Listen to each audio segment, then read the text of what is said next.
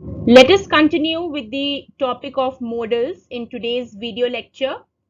I shall be covering the modal auxiliaries shall, should, ought to, and must. Children, let us consider the modal shall. Now, when we have to offer assistance or some polite suggestion, and when you are sure that the answer will be in the positive, we use shall. So let's look at the example given, children. Shall plus subject plus the base form of the verb. Children, subject over here is the doer or the performer of the action. Now let us look at the sentence given. Shall we go for a walk? Now you have to be sure that the answer will be a yes. So the question is, shall we go for a walk? Children, it's a very polite and a very formal way of asking somebody out. Okay, shall we go for a walk? Note, shall is only used with I or we. The subject, it can either be I or we. It is used instead of will only in formal terms. Children, like I just told you, shall is a formal way of putting some suggestion or asking someone out. So please notice this, it's very important. Shall is only used with I or we. It is used instead of will only in formal terms. Children, again, important from the spoken point of view. Okay? While you are speaking, if you want to make, if you want to sound more formal, you will use shall instead of will. Let's move on to the next slide now. Let's move on to the next modal, should. Now, should is used to offer some help or some polite suggestion in case we are not sure that we will receive a positive answer. So let us see how it is used in a sentence. Should I call a doctor? Of course, a person is sick, the family members are all gathered around him. They must have already called the doctor, right? There is an outsider who is present in the room and he suddenly offers help.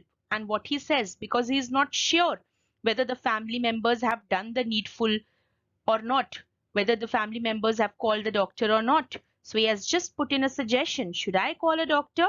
Not sure whether a doctor has already been called or not. Okay. So I have just given you the situation also, children. Try to understand the situation and the context in which I have used the modal auxiliary should. So should I call a doctor when you are not sure that the answer will be in a positive? Here are some more examples using the modal auxiliary should. The proposal should be finished on time. Now this is not, waiting for an answer, but then it is a mandatory condition over here that the proposal should be finished on time. It shouldn't be late. I shouldn't be late. The train usually arrives on time. Okay. Again, a kind of a suggestion over here. I shouldn't be late. The train usually arrives on time. Also, to give advice, children, should or ought to is used. Again, pay attention over here. This is the next condition, children. To give advice, should or ought to is used. Now, how it is used? Let us consider a few examples. See the use of should as a modal auxiliary. You should check that document before you send it out. So it's a suggestion because you are sending it out. It is an official document. It's a suggestion that you should thoroughly check it before sending it out. So you should. Next, you ought to have your car serviced before the winter. Children, a suggestion can be given by using the modal auxiliary ought to. So, winters are approaching. I'm giving you a suggestion.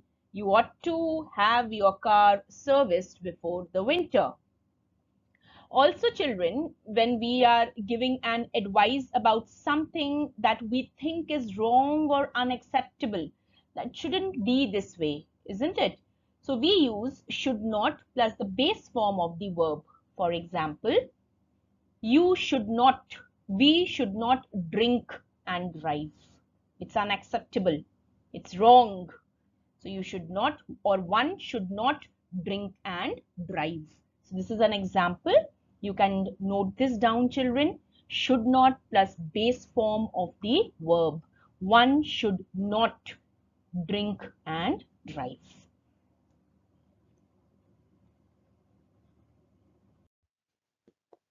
Just consider the other modal auxiliaries also, children. Must, have to, need to, don't have to, need not, necessity or requirement. Yes, children, when we are talking about necessity or requirement, when there is no other way, you have to do it, must be done. Okay, so we use the modals must, have to, need to plus the base form of the verb. Now base form of the verb is common, children. The modals that we use, you have to pay attention to that. For both present and future, we use must, have to, need to. When you are making it very compulsory, it's compulsory. Okay, example, let's pay attention to how we use these modal auxiliaries, children. You must have a passport to cross the border. Okay, there is no other way out. You must have a passport to cross the border. Elizabeth has to apply for her visa by March 10th. Else she cannot fly abroad. She has to apply for her visa. There is no other way out. I need to drop by his room to pick up a book.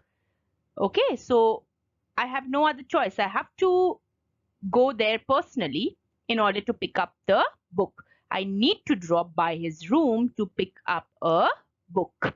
So here the meaning is also very clear and how it is used both in the present and the future reference. For the past reference, children, we use the modal auxiliaries had to, needed to plus the base form of the verb. So please, you can go through this once.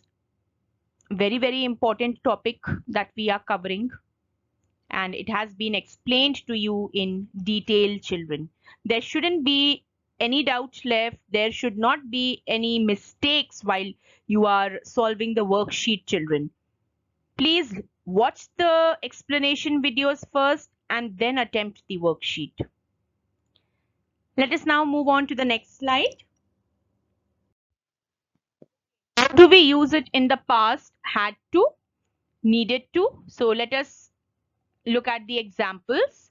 I had to work late last night. I needed to drink a few cups of coffee in order to stay awake. So had to plus the base form of the verb, needed to plus the base form of the verb, drink over here. So please pay attention to how we use these modal auxiliaries. I have told you the only way to understand and to use the modals appropriately is by reading or by considering as many examples, children, as you can, and also solve questions on modals. Use them while speaking. This is the best way to understand their usage. Note, have to and need to are often used in the same context. Of course, same context, nearly the same meaning is conferred. Many times, need to is used to express something that is less urgent. Okay, I need to visit the doctor. Okay, I can visit. It's not very urgent, but yes, I shall do it. Something in which you have a choice. Something in which you have a choice. I can postpone it a little, isn't it? The visit can be postponed. So there's a choice. Not something that has to be done on an urgent basis immediately.